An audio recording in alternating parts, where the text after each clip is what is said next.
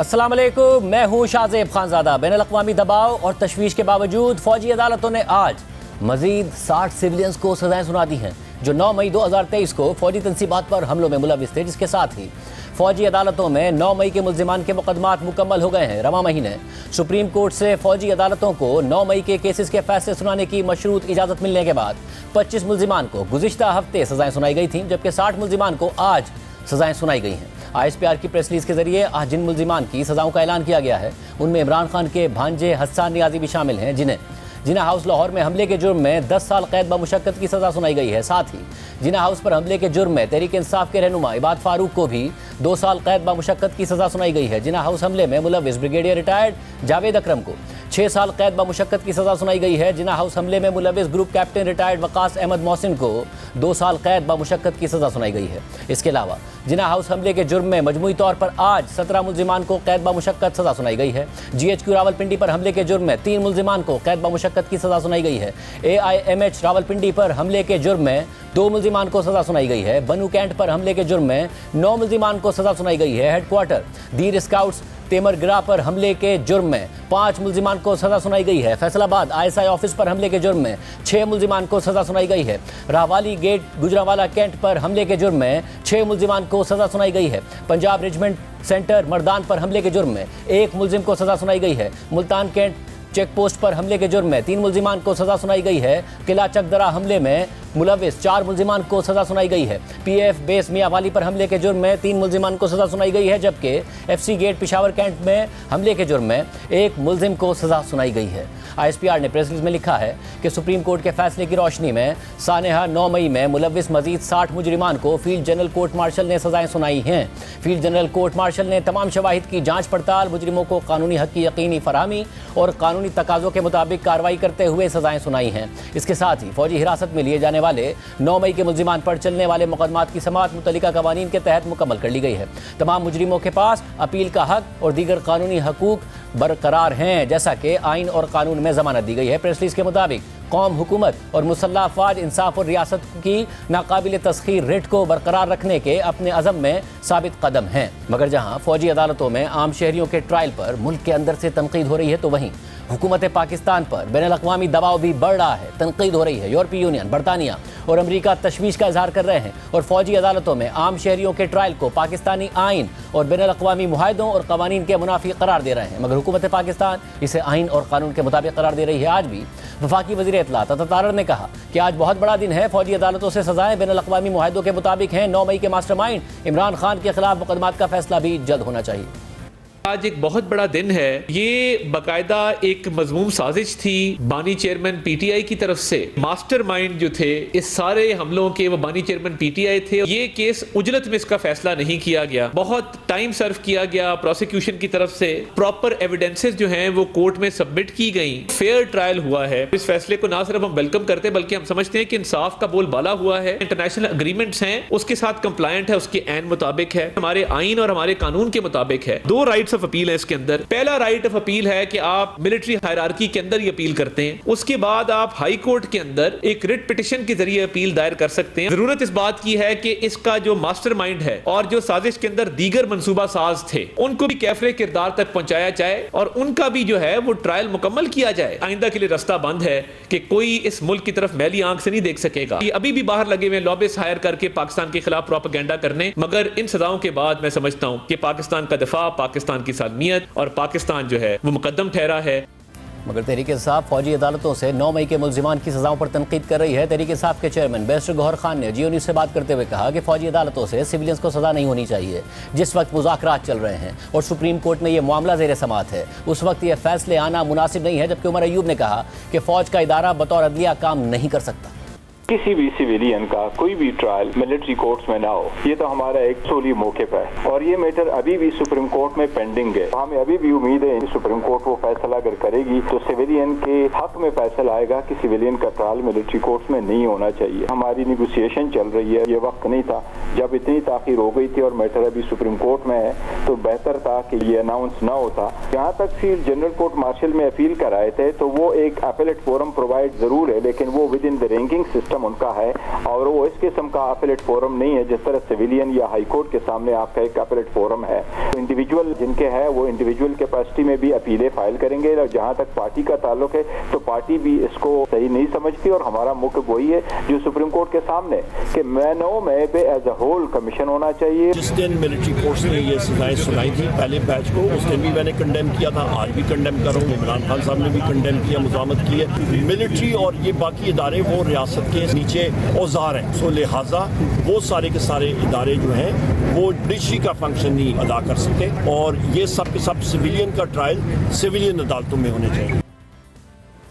दूसरी जानिब आज तहरीक इंसाफ की मुज़ाकराती कमेटी के अरकान की इमरान खान से मुलाकात हुई, जिनमें उमर अयूब, असद कैसर, अली अमीन गंडापुर, सलमान अकरम राजा, साहबजादा हामिद रजा और अल्लामा राजा नासिर अब्बास शामिल थे। मुलाकात के बाद मीडिया से बात करते हुए पीटीआई की मुज़ाकराती कमेटी के तर्जुमान साहबजादा हामिद रजा ने बताया कि हुकूमत के साथ मुज़ाकरात को 31 जनवरी तक मंतकी अंजाम तक पहुँचाना चाहते हैं। इमरान खान ने अफगानिस्तान पर हमले की मजम्मत की। रेमिटेंस की कॉल जारी रहेगी। हम 31 जनवरी तक इस मुज़ाकरात को मंतकी अंजाम तक पहुंचाना चाहते हैं। खान साहब ने यह कहा है, मैं अपने साथ रवा रखे जाने वाले हर सलूक को माफ करने के लिए पाकिस्तान के लिए तैयार हूँ। मुतालबात हैं वो हमारे दो ही हैं। 9 मई के ऊपर जो दूसरी साइड का मौकफ है वो हमें रिस्पॉन्सिबल करार देते हैं। हम बड़ा कैटेगराइज करके कहते हैं कि हम रिस्पॉन्सिबल नहीं है, दूसरी साइड रिस्पॉन्सिबल है। तो उसका बेहतरीन हल ये है कि एक ऐसा जुडिशल कमीशन बने जो सुप्रीम कोर्ट के सीनियर मोस्ट जजेस पर मुश्तमिल हो। 26 नवंबर के ऊपर देखे हमारा बड़ा वाज़ेह मौक़िफ़ है कि गोली चली, हमारे 13 कारकुनान शहीद हैं, हमारे 64 बुलेट इंजरीज हैं और हमारे मिसिंग कारकुन जो हैं उनकी तादाद 150 से 200 के दरमियान है। अपने तमाम मुकदमात का सामना अदालतों में करके अदालतों के जरिए इमरान खान बाहर आएगा। अफगानिस्तान पर जो हमला हुआ उसके ऊपर खान साहब का मौक़िफ़ बिल्कुल क्लियर है। अफगानिस्तान के ऊपर जो अटैक्स हुए हैं उनकी खान साहब की तरफ से कंडेमनेशन आई है। इसके अलावा आज अडियाला जेल के बाहर मीडिया से बात करते हुए इमरान खान की बहन अलीमा खान ने कहा कि इमरान खान ने 22 दिसंबर को तरसीलात ज़र रोकने की कॉल दी थी, जो मुतालबात पूरे होने पर ही वापस लेंगे। इमरान खान ने यह भी वाज़ेह किया है कि वो जेल में रहेंगे, घर में नज़रबंद नहीं होंगे। इमरान खान ने तो सिर्फ ओवरसीज पाकिस्तानियों को कॉल दी है, बाकी अगर वो नहीं भेजना चाहेंगे तो वो अपनी मर्जी से नहीं भेजना चाहेंगे। 22 तारीख दिसंबर को उन्होंने कॉल दे दी थी कि आप अपनी रेमिटेंसेस पाकिस्तान में बंद कर दें। उन्होंने कहा ये दोनों मुतालबा जब पूरे होंगे, जब इस पे संजीदगी दिखाई जाएगी, फिर वो रेमिटेंसेस की कैंपेन को बंद करेंगे। आप एक कमीशन बनाएंगे, उन सीनियर मोस्ट जजेस के नीचे वो तहकीकात करेंगे 9 मई की और 26 नवंबर की। दूसरा मुतालबा ये है कि जो नाजायज कैद में लोग हैं इनको रिहा किया जाए। कहते हैं इसलिए मिलिट्री जेल में सजाएं दे रहे हैं क्योंकि वो ओपन कोर्ट ट्रायल कर ही नहीं सकते इन लोगों की। हाउस अरेस्ट पे मैं नहीं जाऊंगा, रिहा करेंगे तो अपने केसेस का सामना करके फिर वो बाहर निकलेंगे। अफगानिस्तान में हमारे शायद एयरफोर्स के जहाज ने बॉम्बिंग की है, इस बात का इमरान खान को बहुत दुख हुआ। अगर आप वहाँ पे जाकर इस किस्म का चीज करेंगे या बॉर्डर के ऊपर इस किस्म का इंतशार होगा तो पाकिस्तान का अमन भी उससे मुतासर होगा। इमरान खान की रिहाई के मामले पर हुकूमत के लिए एक और मसला भी खड़ा हो गया है। अमेरिका के मुंतखब सदर ट्रंप के नामजद नुमाइंदा खुसूसी रिचर्ड ग्रेनल इमरान खान की रिहाई का मुतालबा कर रहे हैं, जिस पर नून लीग की हुकूमत का रद्द-ए-अमल भी सामने आ रहा है और रिचर्ड ग्रेनल उन्हें भी जवाब दे रहे हैं। यहाँ तक कि वज़ीर दिफा ख्वाजा आसिफ के एक बयान पर रिचर्ड ग्रेनल ने अमेरिका में पाकिस्तानी सिफारत खाने से वजाहत देने का मुतालबा करते हुए पाकिस्तान को अमरीकी इमदाद पर ही सवाल उठा दिया है और अपनी पोस्ट में USAID और IMF को भी टैग किया है। वज़ीर दिफा ख्वाजा आसिफ ने कल रात को एक्स पर लिखा था कि ऑपरेशन गोल्डस्मिथ के रिक्रूट जहाँ भी मौजूद हैं वहाँ इमरान खान की निजात के लिए पाकिस्तान के मफादात के खिलाफ भरपूर मुहिम चला रहे हैं। इन अनासिर को इसराइल की भरपूर हिमायत हासिल है और वो मीडिया में तवातुर के साथ गुफ्तगू कर रहे हैं, जिससे साफ जाहिर होता है कि इमरान खान एक इसराइली असासा है जिसके जरिए वो वाहिद मुसलमान एटमी क़ुव्वत को खुदा न ख्वास्ता सरनगू करना चाहते हैं। ख्वाजा आसिफ ने मज़ीद लिखा कि इमरान खान के लिए मगरबी दुनिया में जो चंद आवाज़ें उठ रही हैं उन पर यह वाज़ेह होना चाहिए कि हम पाकिस्तानी कौम अपने मफादात का तहफ़्फ़ुज़ करना जानते हैं और हमारी अव्वल आखिर तरजीह सिर्फ और सिर्फ पाकिस्तान है। इसके बाद रिचर्ड ग्रेनल ने एक्स पर अमेरिका में पाकिस्तानी सिफारत खाने को टैग करते हुए लिखा कि वाशिंगटन में पाकिस्तानी सिफारत खाने और पाकिस्तानी सफ़ीर रिजवान शेख इसकी वजाहत करें। वज़ीर दिफा की जानिब से ऑपरेशन गोल्डस्मिथ जैसी गुफ्तगू गैर जिम्मेदाराना है। अमरीकी टैक्स दहिंदगान पाकिस्तान को जो इमदाद फराहम करते हैं इस पर नज़रसानी होनी चाहिए। इसके बाद रिचर्ड ग्रेनल ने USAID और IMF को टैग किया है। रिचर्ड ग्रेनल को नून लीग के रहनुमा ख्वाजा साद रफ़ीक ने भी तनकीद का निशाना बनाया है। ख्वाजा साद रफ़ीक की एक्स पर पोस्ट के मुताबिक अमरीकी सदर के खुसूसी नुमाइंदे का ज़मीर अचानक जाग गया है। पाकिस्तान में नवाज शरीफ की मुंतखब हुकूमत को इस्टेब्लिशमेंट, अदलिया और इमरान खान की पार्टी की मिली भगत से गिरा दिया गया था। रिचर्ड ग्रेनल का ज़मीर इलेक्शन 2018 की चोरी से लेकर सियासी इंतकाम के सियाह दौर और ओपोजिशन रहनुमाओं की तवील हिरासत के दौरान सोता रहा। फ़लस्तीन में नस्ल कुशी के मामले पर अब भी रिचर्ड ग्रेनल का मुर्दा ज़मीर गासिब सेहूनियों के साथ है। ख्वाजा साद रफ़ीक ने मज़ीद लिखा कि उन लोगों का ज़मीर साम्राजी अज़ाइम की तकमील के लिए ही जागता है। इसका इंसानियत, इंसाफ, जमहूरियत और कानून की हुक्मरानी से कोई ताल्लुक नहीं है। आपका मुतालबा कुछ और है मगर आपका मकसद कुछ और है। हम अच्छी तरह जानते हैं कि आप चाइना ब्लॉक को तोड़ने और ईरान को घेरने के लिए पाकिस्तान पर दबाव डालने की कोशिश करेंगे। आप पहले भी ये कर चुके हैं मगर अल्लाह ने हमें मजबूत और महफूज रखा है। अल्लाह हमारा हामी और नासिर हो। इस पूरी सूरत हाल में नज़र आ रहा है कि अमेरिका की जो नई इंतज़ामिया आने वाली है उसके जो मुमकिन ऑफिशियल हैं वो बयान दे रहे हैं और अब जो वुज़रा हैं या फिर हुकूमती नुमाइंदे हैं वो उससे उलझते नजर आ रहे हैं। इस पूरी सूरत हाल पर बात करेंगे। हमारे साथ वफाकी वज़ीर इत्तलात तारड़ साहब मौजूद। तारड़ साहब बहुत शुक्रिया मुझे ज्वाइन करने के लिए। अभी मुज़ाकरात शुरू ही हुए हैं कि मिलिट्री कोर्ट्स के फैसले आना शुरू हो गए हैं। हुकूमत ने कहा तो था कि इस्टेब्लिशमेंट को भी एतमाद में लेकर हम आगे बढ़ेंगे, नवाज शरीफ की इजाज़त के साथ आगे बढ़ेंगे। क्या इस्टेब्लिशमेंट को एतमाद में नहीं लिया था कि अचानक फैसले आना शुरू हो गए? देखिए, एक ड्यू प्रोसेस ऑफ लॉ है इस मुल्क के अंदर और ये जो फैसले हैं ये उजरत में तो नहीं किए गए। ये तकरीबन 2 साल बाद मिलिट्री कोर्ट्स का फैसला आया है और उसका एक ट्रायल का टाइम पीरियड होता है और ट्रायल की स्टेजेस होती हैं। एविडेंस होती है, क्रॉस एग्जामिनेशन होती है, फ्रेमिंग ऑफ चार्जेस होती है और फिर ट्रायल आगे बढ़ता है। तो ये इसका एक वक्त मियाद है, उसके मुताबिक इस फैसले ने आना था।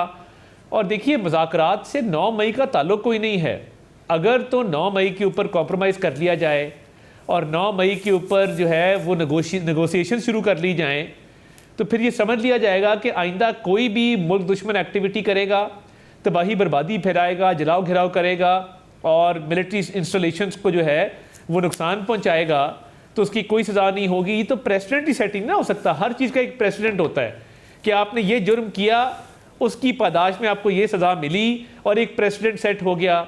ये प्रेसिडेंट सेट करना कितना डेंजरस होगा कि एक पूरा ग्रोह कोर कमांडर हाउस को कब्जे में ले ले, शुहदा की यादगारों को मसमार कर दे, साबोटाज करने की कोशिश करे और अंदर घुस जाए और कब्जा ले ले कोर कमांडर हाउस का और उसके बाद सजाएं भी ना हो और 2 साल बाद भी ना हो, इररिफ्यूटेबल एविडेंस आ जाने के बावजूद, तो फिर तो मुल्क में जो है वो निज़ाम बिल्कुल दरम भरम हो जाएगा और हर चीज़ खत्म हो जाएगी। साहब, अगर एविडेंस इतनी थी तो इमरान खान साहब ने आज अहम बात की। उन्होंने कहा अगर इनके पास एविडेंस होती तो आम अदालतों में ट्रायल करते और इतने वक्त में कन्विक्शन ले लेते।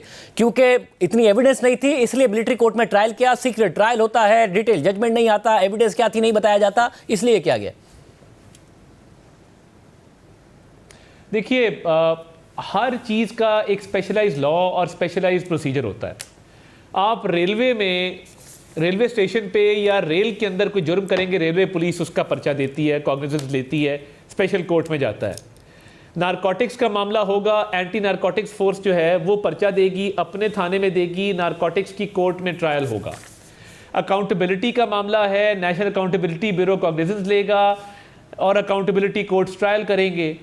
इसी तरह जो लोग मिलिट्री इंस्टॉलेशंस के अंदर गए, हमला किया, बाइफरकेट कर दिया गया कि जो लोग मिलिट्री इंस्टॉलेशंस की तोड़ फोड़ में, अंदर जाने में, कब्जा करने में मुलव्वस नहीं थे, वो ATC में ट्राई हुए हैं, एंटी टेररिस्ट कोर्ट के अंदर। जो लोग मिलिट्री इंस्टॉलेशंस के अंदर मौजूद थे, अंदर तोड़ फोड़ कर रहे थे, वर्दी अंदर से निकाल के डंडे पे लटका के खड़े थे और वहाँ पे इस तरह की इश्ताल अंगेज तकरीरें कर रहे थे और डैमेज कॉज करने के बाद, जलाओ घिराव करने के बाद बाहर प्राउडली आके मीडिया से बात कर रहे थे। कैमरे ने दिखाया, जियो टैगिंग हुई, लोकेशन ने बताया, हर चीज़ टेक्निकल एविडेंस की बुनियाद पे ये सजाएं दी गई हैं। अब इसको कोई कैसे डिनाई कर सकता है? क्या हसान न्याजी वर्दी लेके अंदर से उसने बेडरूम में गया होगा, वहाँ से वर्दी बरामद की होगी, बाहर आके उसने वो पूरा एक गिमिक्री की, तो क्या वो किसी से ढका छुपा है कि वो किसका भांजा है? और वो किस पार्टी का साहब, मेंबर अगर है, यहाँ तक तो वीडियो सामने आई थी कि वो एक खड़े हैं एक जगह पर और वो लिया हुआ है। अगर बाकी बातें हैं तो ये जजमेंट तफसीली तौर पर क्यों नहीं बता रहा कि क्या क्या एविडेंस हसन नियाजी और दूसरों के खिलाफ मिली और उस एविडेंस के नतीजे में किस तरीके से इन लोगों ने या तो ऑफिशियल सीक्रेट एक्ट की या फिर ऐसे कवानीन तोड़े कि इनका मिलिट्री ट्रायल बनता था, ना कि आम अदालत या इंसदाद दहशतगर्दी की अदालत में इनका ट्रायल बनता था। ये जो जजमेंट है 10-10 साल की कैद, और बहुत बड़ी कैद होती है, लोगों की जवानियां गुजर जाएंगी कि इतनी सख्त सजाएं बनती थी। इसकी कम से कम रीजनिंग दे देते, इसके को सपोर्टिंग एविडेंस बता देते ताकि पता चलता कि किस तरीके से मेरिट पर है ये सजाएं। जी वो बिल्कुल, देखिए जब राइट टू फेयर ट्रायल कैसे इंश्योर किया जाता है, number 1 right to engage a lawyer, आपको वकील करने का हक हासिल है अपनी मर्जी का। Number 2 right to access to family, आपको अपनी फैमिली से मुलाकात का और वहाँ मौजूद होने का हक हासिल है कि फैमिली मौजूद हो। रिकॉर्ड तक रसाई का हक हासिल है। एब्सेंशिया में ट्रायल नहीं होगा आपकी मौजूदगी के बगैर। और अपील के आपके पास 2 हक हासिल हैं, जिसके अंदर एक अपील आप करेंगे जब डिटेल्ड आपको ऑर्डर मिलेगा with in the military institutions, और एक आपके पास हाई कोर्ट के अंदर रिट पिटिशन करने का हक हासिल है।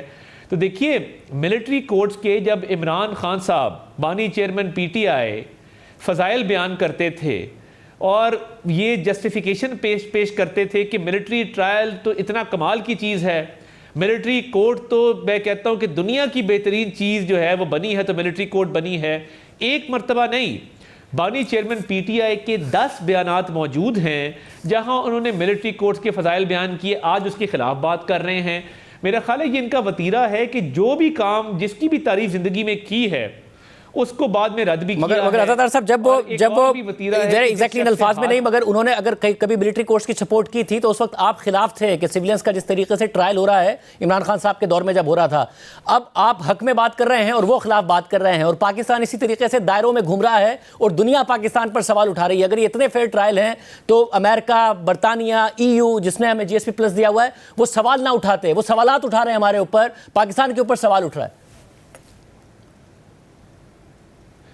फ़र्ज़ कीजिए कि अमेरिका में या बरतानिया में या यूरोप के किसी मुल्क में उनके मिलिट्री हेडक्वार्टर के ऊपर इस तरह का हमला हो जाए, तो मुझे बताइए कि वहाँ क्या क़यामत ना बर्पा हो जाएगी।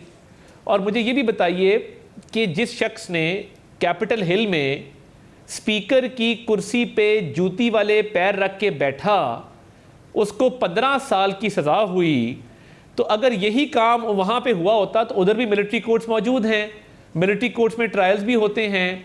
हमारे military courts act of parliament के तहत मार्दे वजूद में आए, किसी इंटरनेशनल कॉवेनेंट की, किसी इंटरनेशनल ट्रीटी की खिलाफ वर्जी नहीं हुई, पाकिस्तान के आइन और कानून के मुताबिक जो है ये फैसले किए गए हैं। मतलब एक तो देखिए ना कैपिटल हिल पर जो हमला हुआ, ये भी बरतानिया में भी जो कैपिटल हिल पर हमला हुआ है, भी जो बरतानिया में भी राइट्स हुए थे, उसमें तेजी से ट्रायल हुए, मगर एक पूरी की पूरी डिटेल रीजनिंग, पूरी की पूरी एविडेंस सामने रखी गई। आज रीमा उमर साहिबा ने एक बड़ा अहम नुक्ता उठाया कि UN की ह्यूमन राइट्स कमेटी ने कहा है कि पाकिस्तान की मिलिट्री कोर्ट्स फेयर ट्रायल के यूनिवर्सल तकाजे पूरा नहीं करती। ICCPR ये कहता है कि सिविलियंस को मिलिट्री कोर्ट में ट्रायल नहीं किया जा सकता। पाकिस्तान ने क्योंकि रेटिफाई किया है इसलिए पाकिस्तान पाबंद है इन कवानीन का। तो जो बैनुल अक़वामी कवानीन पाकिस्तान इनका सिग्नेटरी है, उनकी पाकिस्तान खिलाफ वर्जी कर रहा है। UN कहता है कि पाकिस्तान के जो मिलिट्री कोर्ट्स हैं वो फेयर ट्रायल के तकाजे पूरे नहीं करती। देखिए जब डिटेल फैसले इनको दिए जाएंगे अक्यूज को और राइट ऑफ अपील दिया जाएगा तब तो कोई ये बात करे, मगर ट्रायल के दौरान ये किस तरह इन्होंने डिड्यूस कर लिया फैसले पढ़े बगैर। मुझे ये बताइए, इतने बड़े बड़े इदारे शाहजेब साहब, मेरी ट्रेनिंग बतौर वकील हुई है, मैं कभी भी आज तक शॉर्ट ऑर्डर पढ़ के मैंने कोई नतीजा अखज़ नहीं किया। साहब इन्होंने ये इन फैसलों के ऊपर उनका कमेंट नहीं है, जो आज तक फैसले आए हैं मिलिट्री ट्रायल्स में पाकिस्तान की तरफ से सिविलियंस के, उसकी बुनियाद पर इन्होंने ये बात अखज़ की है, ये इन फैसलों के ऊपर नहीं कह रहे।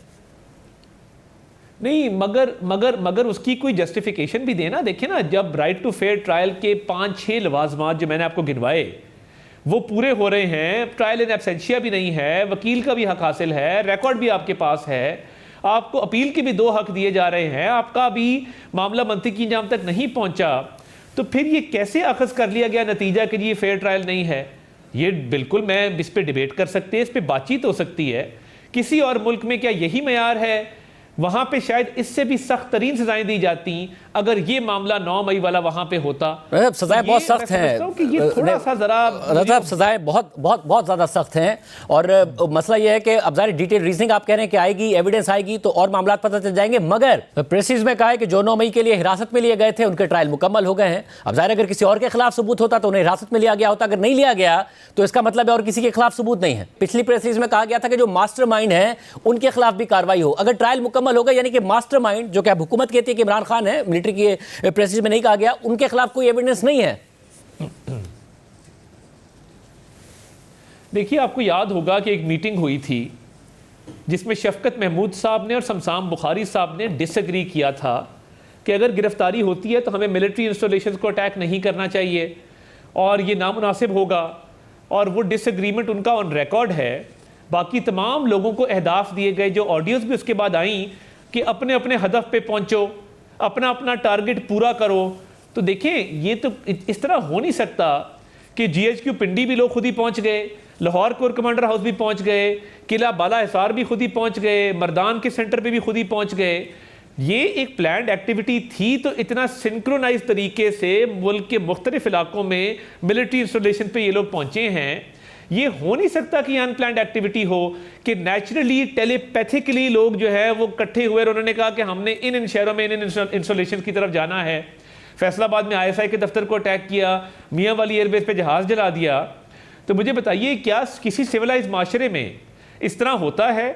और ये अनप्लान्ड एक्टिविटी कतन नहीं मतलब अगर जो प्लानिंग थी पहले से की गई, मतलब जो प्लानिंग थी वो साबित वो की जा रही थी ना। अब जैसे फॉर एग्जांपल ये बार बार कहा गया कि शायद 9 मई के मुकदमात में इमरान खान का भी मिलिट्री ट्रायल हो। इमरान खान साहब खुद इस संदेश का बार बार इजहार करते रहे कि ये ग्राउंड बना रहे मेरा ट्रायल करने का। जब आज प्रेसिस में कह दिया गया कि ट्रायल मुकम्मल हो गया 9 मई के मुल्जिमान का, इमरान खान साहब तो अब नहीं जा रहे, मिलिट्री ट्रायल उनका नहीं हो रहा, और जो मास्टरमाइंड तक ये बात नतीजा नहीं पहुंचा इन ट्रायल के नतीजे में। देखिए, प्रोसिक्यूशन ने ये डिसाइड करना है बेस्ड ऑन दिस एविडेंस कि देखिए ये तो बिल्कुल रोज़े रोशन की तरह आया है कि इसकी मनसूबा साजी हुई, इसकी प्लानिंग हुई और उसके बाद ये सारा मामला हुआ। तो पहले 25 लोग, अब 60 लोग, फिर आगे ये मामला ऑब्वियसली आगे बढ़ेगा। अगर प्रोसिक्यूशन ये समझेगी कि उसके पास जो एविडेंस आया है और जो लेड डाउन प्रोसीजर्स हैं लॉ के मुताबिक वो इस बात के मुतकाजी हैं कि ये मामला बाकी लोगों तक पहुँचना चाहिए, तो वो ज़रूर पहुँचेगा। मेरी दानिश में तो बिल्कुल उसका एविडेंस मौजूद है, मगर फैसला मैंने नहीं करना। यहाँ पे अदालतें हैं, यहाँ पे एक ड्यू प्रोसेस ऑफ लॉ है और प्रोसिक्यूटर्स हैं। एग्जीक्यूटिव का काम नहीं है कि इन मामलात के अंदर वो डिसीजन ले या किसी को राय दे इसके ऊपर। हाँ, मैं अपनी राय का इजहार मीडिया पे ज़रूर कर सकता हूँ, मगर कानून के मुताबिक जो कार्रवाई होनी है उसके लिए प्रोसिक्यूशन ने और कोर्ट्स ने काम करना है, जो मेरी राय में जिसके लिए बहुत एविडेंस मौजूद है। तो ये बिल्कुल इस बात का इम्कान मौजूद है कि ये मामला उन तक भी जाएगा जो मनसूबा साज थे, जो मास्टरमाइंड थे। अच्छा, तो और फिर ये मुज़ाकरात यहाँ से कहाँ जाएंगे? अब जब इस तरह फैसले आ रहे हों, फिर 190 मिलियन पाउंड का फैसला भी अगले हफ्ते आना है, आपको लगता है मुज़ाकरात का कोई नतीजा निकलेगा या फिर ये डीरेल ही होंगे? इसका कोई नतीजा, मंतकी नतीजा निकलना नहीं है? देखिए, मुज़ाकरात का कभी भी ये मकसद नहीं था कि किसी को ड्यू प्रोसेस ऑफ लॉ सारा ख़त्म करके, केसेस ख़त्म करके रिहाई दे दी जाए। ये तो मुमकिन ही नहीं है। तो देखिए, एक ये ज़रूर था कि KP की हुकूमत के हवाले से उनके मामलात हैं। हमने हाउस इकट्ठे मिलके चलाया है। नेशनल असेंबली के अंदर उन्होंने कमेटीज़ की चेयरमैनी कबूल की है। सेनेट में उन्होंने चेयरपर्सन अपने लगाए हैं कमेटीज़ के अंदर। वहाँ पे 26वीं आईनी तरमीम पे उनकी इनपुट थी।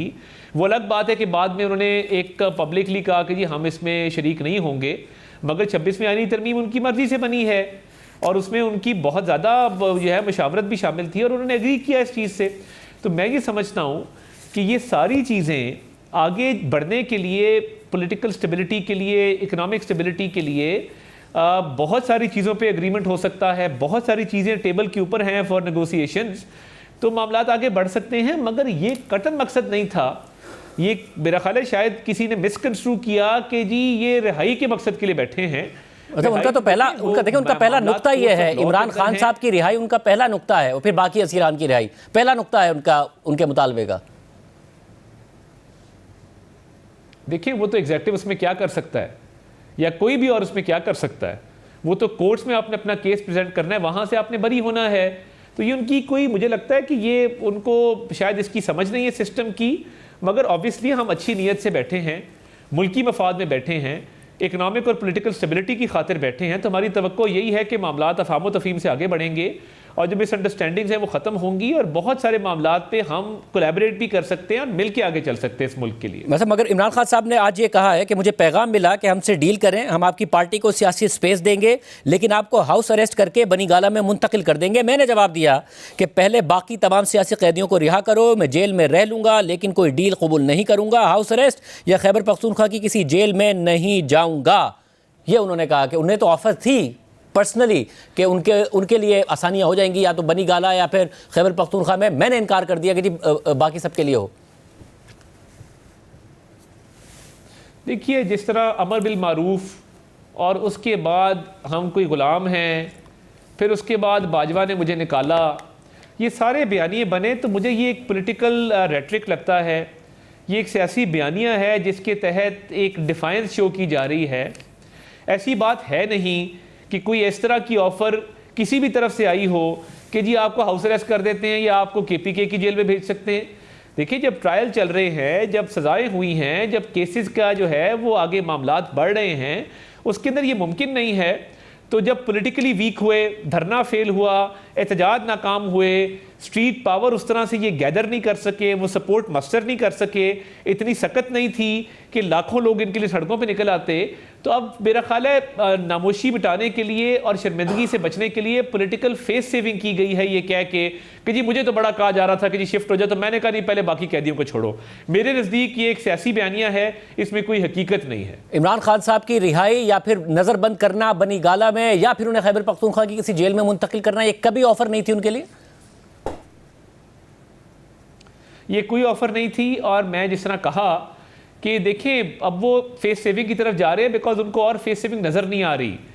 वो फाइनल कॉल जो थी कि फाइनल कॉल है, अब वो फाइनल कॉल भी इनकी नाकाम रही, 26वीं आईनी तरमीम भी नाकाम रहे, नाकामियां पै दर पै इनका मुकद्दर रही हैं। तो इन नाकामियों के बाद मेरा ये ख्याल है कि जो पॉलिटिकल एक नैरेटिव बिल्डिंग थी, ये नैरेटिव डोमेन के अंदर बात की गई है। सिर्फ अपने सियासी जो इनके सियासी लोग हैं, सियासी रुफ़का हैं, सियासी सपोर्ट बेस है, उसको वक्ती तौर पे मुतमईन करने के लिए कि जी हम बड़े डिफाइंड खड़े हैं, हम तो इस बात पे नहीं मान रहे। ये पॉलिटिकल रेटरिक के अलावा कुछ नहीं है। मगर अब से 25 दिन बाद डोनाल्ड ट्रंप सदर बन जाएंगे और ओहदा संभाल लेंगे। उनके जो उन्होंने जो नुमाइंदा खुसूसी अपने बनाए हैं रिचर्ड ग्रेनेल, वो अब कह रहे हैं कि इमरान खान साहब की रिहाई का मुतालबा कर रहे हैं, हकीकी आज़ादी का नारा लगा रहे हैं, वुज़रा पर तनकीद कर रहे हैं, एम्बेसडर से जवाब मांग रहे हैं पाकिस्तान के जो अमेरिका में हैं। तो क्या हुकूमत को ये पैनिक है कि 25 दिन बाद कुछ भी हो सकता है, उससे पहले कोई ना कोई डील हो जाए, कोई ना कोई मुज़ाकरात में ब्रेक थ्रू हो जाए? देखिए, एक तो सोशल मीडिया पे या मीडिया के ऊपर इस तरह से स्टेट की पॉलिसी जो है वो रिफ्लेक्ट नहीं होती। पॉलिटिकल स्टेटमेंट्स होती हैं, मगर स्टेट टू स्टेट जो मामलात हैं, पाकिस्तान की स्ट्रेटेजिक इंपॉर्टेंस देखने हुए, लोकेशन देखते हुए, पाकिस्तान के माजी के मामलात बड़े अच्छे रहे हैं यूनाइटेड स्टेट्स के साथ, तो मैं नहीं समझता कि ये कोई इमिनेंट थ्रेट है। और मैं कल हुसैन हक्कानी साहब को भी सुन रहा था और जिस तरह उन्होंने कहा, मैं उससे एग्री करता हूँ कि ये सियासी बयानिया ज़रूर है, मगर जब foreign office to foreign office और foreign minister to foreign minister बात होती है तो स्टेट्स के मफादात के मामले पे होती है और स्टेट की फ़ॉरेन पॉलिसी के तहत होती है। कोई मुल्क किसी दूसरे मुल्क को ये नहीं कहता कि ड्यू प्रोसेस ऑफ लॉ ख़त्म करो, अदालतों को साइड पे हटाओ और फलां शख्स को रिलीज़ कर दो। हर चीज़ ड्यू प्रोसेस के तहत होती है। फ़ॉरेन पॉलिसी के डिप्लोमेटिक नॉर्म्स होते हैं, डिप्लोमेटिक नॉर्म्स के पीछे पूरी एक थिंक टैंक्स और थिंकिंग होती है। तो ये जो इस वक्त सोशल मीडिया पे चल रहा है, जिस तरीके से ये बार बार जो एक बयानिया चल रहा है, बिल्कुल लॉबिंग फर्म्स होती हैं, PR फर्म्स होती हैं, उसके तहत हर पार्टी अपना ओवरसीज़ में भी अपने मामलात को आगे चलाती है। बट मुझे ये भी सियासी स्टेटमेंट्स के अलावा इसमें संजीदगी उस तरह की नज़र नहीं आती, बिकॉज़ ये एक बिल्कुल सियासी नोक झोंक जिस तरह होती है वो बन गई है। और हम देखिए, हम अपने तमाम जो ममालिक हैं जिनके साथ हमारे डिप्लोमेटिक रिलेशंस हैं, उनको कदर की निगाह से देखते हैं और हम समझते हैं कि हमारे जो ताल्लुकात हैं डिप्लोमेटिक नॉर्म्स के मुताबिक हैं, स्टेट की पॉलिसी के मुताबिक हैं और वो उसी के मुताबिक चलेंगे। और मुझे नहीं लगता कि कोई स्टेट टू स्टेट इस तरह की बातें होती हैं कि जी फलां को रिहा कर दिया जाए। सब देन अब अगर आप 20 जनवरी आपके ख्याल में कोई ऐसी डेट नहीं है तो 31 जनवरी इमरान खान साहब ने डेडलाइन दी है कि उस वक्त तक मुज़ाकरात का कोई हतमी नतीजा निकलना चाहिए। उन्होंने ये भी कह दिया कि उस वक्त तक जो रेमिटेंसेज ना भेजने की सिविल नाफरमानी है वो चल रही है, यानी कि उसकी कॉल उनकी इस वक्त शुरू हो चुकी है। तो अगर रेमिटेंसेज पर इम्पैक्ट आता है, ज़ाहिर है हुकूमत वो कतई तौर पर नहीं चाहेगी, तो 31 जनवरी तक की जो डेडलाइन है उसको मीट करने की कोशिश करेगी हुकूमत के मुज़ाकरात में कोई पेशरफ्त हो। देखिए, एक तो रेमिटेंसेस बहुत ऊपर गई हैं, रिकॉर्ड रेमिटेंसेस हैं, और ये वर्कर रेमिटेंसेस हैं। ये जो हमारे बेचारे मजदूर हैं बाहर पे, जो ब्लू कॉलर हमारा लेबर है, वहाँ से बहुत रेमिटेंसेस आई हैं। और इस फाइनेंशियल ईयर के पहले क्वार्टर में 8.8 बिलियन डॉलर्स की रेमिटेंसेस आई हैं, मैनी फोल्ड्स इंक्रीज हुई हैं। तो इससे फ़र्क नहीं पड़ता कि आप जो मर्जी कॉल दें, आपकी फाइनल कॉल का भी जो हशर हुआ वो रेमिटेंसेस की कॉल पे भी कोई संजीदगी से गौर कोई नहीं कर रहा, और इनफ्लोज माशाल्लाह बिल्कुल ठीक आ रहे हैं। जहाँ तक इस डेडलाइन की बात है, डेडलाइंस हम देखते रहे हैं, कभी एक डेडलाइन, कभी दूसरी डेडलाइन, कभी तीसरी डेडलाइन, कभी फाइनल कॉल, कभी कोई कॉल। तो मैं इसको संजीदगी से नहीं लेता।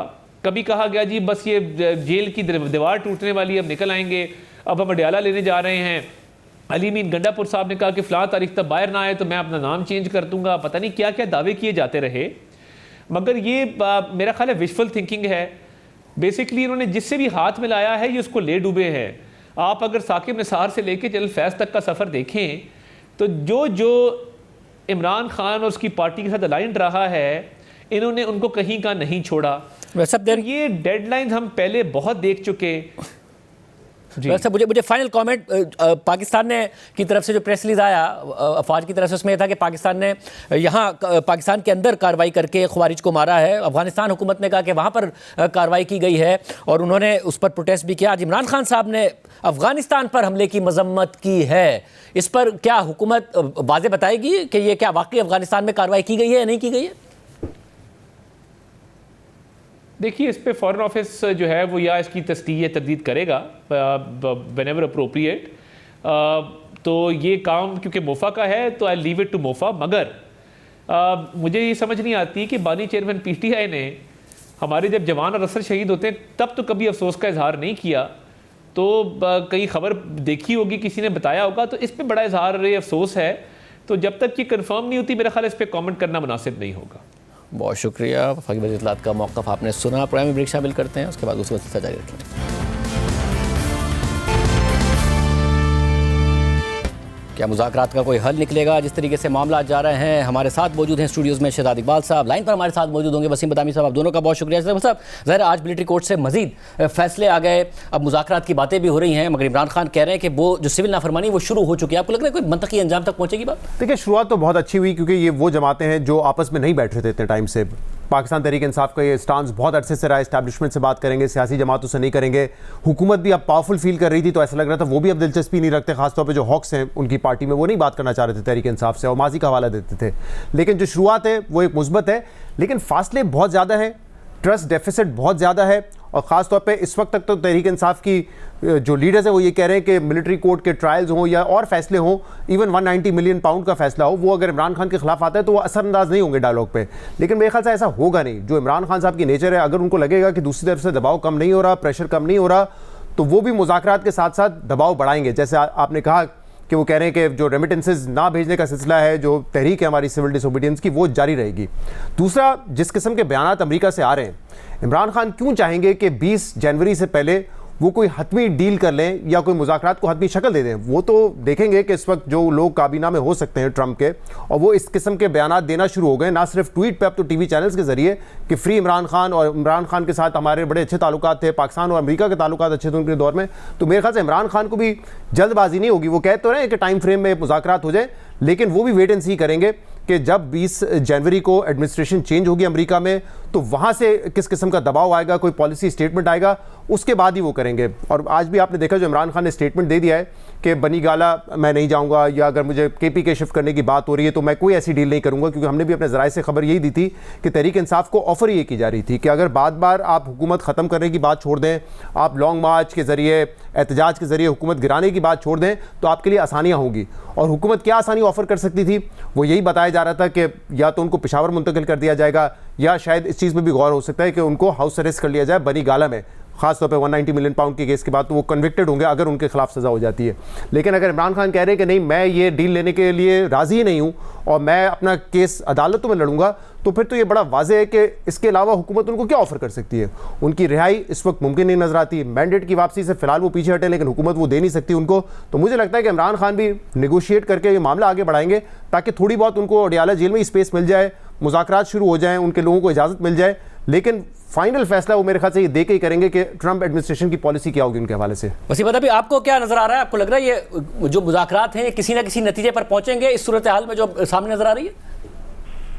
शायद शहजाद की बात से बाय लाज इत्तेफाक करते हुए इस एक फर्क के साथ, ये मेरा ख्याल है कि ये जो अमेरिका से जो तहर्रुक पैदा हुआ है ट्वीट्स की सूरत में, नोइंग खान साहब, मुझे लगता है he will make every possible effort कि ये तासुर बिल्कुल भी ना जाए कि अगर कुछ मामला बेहतर भी हो रहा है तो वो उसमें अमेरिका का कोई भी लेना देना है, बल्कि ये तासुर जाए कि जनाब ये सारा का सारा उनकी अपनी एफर्ट, जद्दोजहद और कारकुनान की कुर्बानियों की वजह से हो रहा है। मुझे लगता है रिस्पॉन्डिंग टू योर क्वेश्चन, ये अभी अगर से ऑप्टिक्स के एतबार से चीजें बहुत तब्दील हो गई हैं। आज से 22 दिन पहले यही लोग थे वो कहते थे कि भाई इनसे बात क्यों करें, इनकी औकात क्या है, इनकी वक़्त क्या है, तो कठपुतलियां हैं। आज वो सब साथ बैठे हैं। ये बस ये तब्दीली है, लेकिन मुझे लगता है अब तक के लिए यही तब्दीली है। अभी इस मामले को किसी भी नतीजा खेज मोड़ तक पहुंचने के लिए बहुत सफर भी तय करना है और इसमें बहुत एक्सपेक्टेड रुकावटें भी हैं।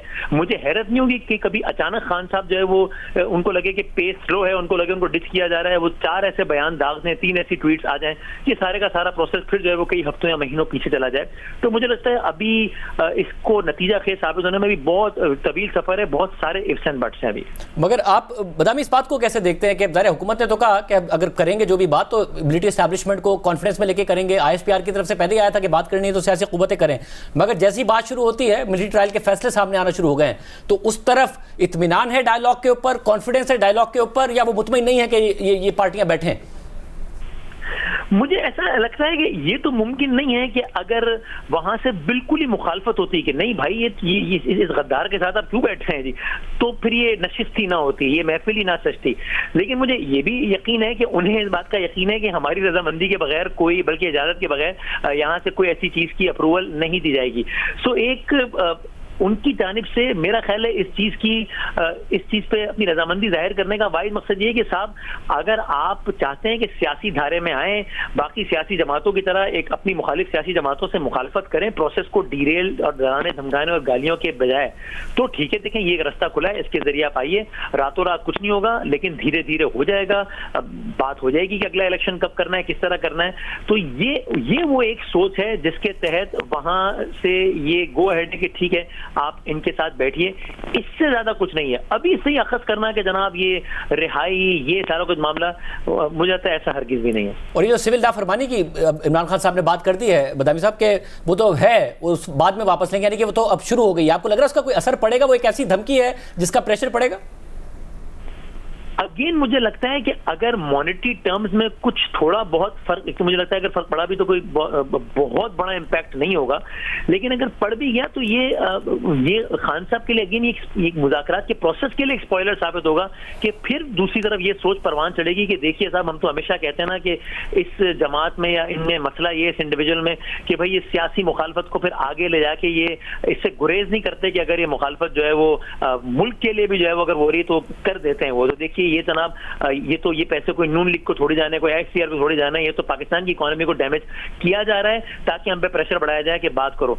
सो अगेन आई थिंक अगर इस पर मजीद इसरार रहा और अगर इस पे मॉनेटरी टर्म में ज्यादा फर्क पड़ा भी तो ये मुज़ाकरात के प्रोसेस के लिए एक नेक शगुन साबित नहीं होगा, बल्कि फिर और जो है वो एक काइंड ऑफ स्पॉइलर साबित होगा। बहुत शुक्रिया वसीम। शहजाद आप बताइएगा, ये खान साहब भी ज़ाहिर है एक तरफ सिविल नाफरमानी की कह रहे हैं कि वो चल रहा है, उसको मैं वापस नहीं लूंगा, दूसरी तरफ से मिलिट्री कोर्ट के फैसले भी आ रहे हैं, तो दोनों तरफ से कोई ऐसे मामलात हैं कि जो मुज़ाकरात के लिए मददगार साबित हो रहे हैं? देखिए, एक बात जो भी आपने वसीम साहब से पूछी भी कि हुकूमत क्या ये जो मुज़ाकरात कर रही है इसमें अगर मंशा शामिल है इस्टेब्लिशमेंट की और वहाँ से पनिशमेंट्स भी आ रही है, इसकी बड़ी एक वाज़ेह वजह ये है कि इस्टेब्लिशमेंट की जो पोजीशन और ये ऑन रिकॉर्ड रही है उनकी कि 9 मई का क्लोजर उनको चाहिए। वो जुडिशल क्लोजर भी है जिसमें आप देख रहे हैं मिलिट्री कोर्ट से फैसले आ रहे हैं और केसेस जो हैं एंटी टेररिज्म कोर्ट में भी हैं, लेकिन इसका एक पॉलिटिकल क्लोजर भी हो सकता है क्योंकि खुद डीजी आईएसपीआर ने कहा था कि अगर माफ़ी मांग ली जाए इस पर तो मामला आगे बढ़ सकता है। तो वो क्या होगा या नहीं होगा, वो एक विंडो ज़रूर बहरहाल ओपन है। दूसरा ये कि इस वक्त तक तो जो हम देख रहे हैं जो सिविल नाफरमानी की कॉल है, मतलब आप और मैं भी अगर देखें आज ये कहा गया कि जारी रहेगी, कोई ऐसी कैंपेन नहीं है बयानात के अलावा। और अगर हम नंबर्स में भी देख लें $35 बिलियन इस साल हम एक्सपेक्ट कर रहे हैं रेमिटेंसेज। लेट्स सपोज अगर 10% का इंपैक्ट आना होता तो बहुत बड़ा इंपैक्ट होता। $3.5 बिलियन अगर आपके इनवर्ड्स जो पैसा आ रहा है वो कम हो जाए, उससे बड़ा एक शिफ्ट हो जाता है, करंट अकाउंट की सिचुएशन ही शिफ्ट हो जाती है। लेकिन मुझे नहीं लगता ऐसे होगा, क्योंकि देखिए जो बुनियादी तौर पर रेमिटेंसेज आती हैं वो लोग हैं जो बाहर काम करने जाते हैं और अपनी फैमिलीज को पैसे भेजते हैं पाकिस्तान में, तो किसी भी सूरत में वो पैसा भेजना रोक नहीं सकते। जो एक दफ़ा 2014 में हवाला हुंडी की बात की थी, अभी तक इमरान खान ने ऐसे स्टेटमेंट नहीं दिया है, लेकिन वो भी एक तो फाइनेंशियली सूटेबल नहीं है, क्योंकि जो रेट है अब तक ग्रे मार्केट में ये हवाला हुंडी का और जो ऑफिशियल चैनल के थ्रू आएगा वो ऑलमोस्ट सेम है। दूसरा, कोई अगर पैसा अपना वाइट भेज रहा है तो यहाँ पे कोई वो उसको हवाला हुंडी के जरिए रिसीव करके, चाहे $1000 हो चाहे $2000 हो, उससे कम हो, उसको ब्लैक में क्यों लेगा? तो वो तो चाहेगा कि ऑफिशियल पेमेंट ही उसकी। दूसरा, जो असरअंदाज अगर होना होता तो शायद कुछ जो तहरीक इंसाफ इमरान खान के चाहने वाले हैं वो अगर इरादा रखते हैं कि हम पाकिस्तान में इन्वेस्टमेंट करेंगे तो हम पाकिस्तान में नहीं करेंगे, हम दुबई कर लेंगे, हम फलां जगह कर लेंगे, मुझे लगता है उसके इम्कान भी बहुत कम है, क्योंकि जो भी पैसा इन्वेस्ट करना चाहता है वो पहले उसकी तरजीह यही होती है कि क्या मैं पैसे पे पैसा बना सकता हूँ। अगर उसको अच्छा रिटर्न मिल रहा होगा तो वो इन्वेस्ट करेगा। पैसा हमेशा वहीं जाता है जहाँ उसको अच्छा प्रॉफिट रिटर्न मिल रहा होता है। तो मुझे नहीं लगता कि ये सिविल नाफरमानी की तहरीक जिस तरीके से चल रही है, और इमरान खान के अलावा तो कोई इसकी ओनरशिप भी नहीं ले, लिटरली वो बात करते हैं, अलीमा खान बात करती है, पार्टी लीडरशिप नहीं ले रही उसकी ओनरशिप, तो मुझे नहीं लगता उसका बहुत बड़ा इंपैक्ट आएगा। बट मुज़ाकरात 9 मई के क्लोजर, और ये बात तो 100% तय है शाहजेब कि इस हुकूमत के पास जितने इख्तियारात हैं ये हो नहीं सकता कि वो अपनी मर्जी से बैठ के कोई चीज़ तय कर लें। ये अगर बैठे भी हैं तो उनकी मंशा शामिल है इसमें।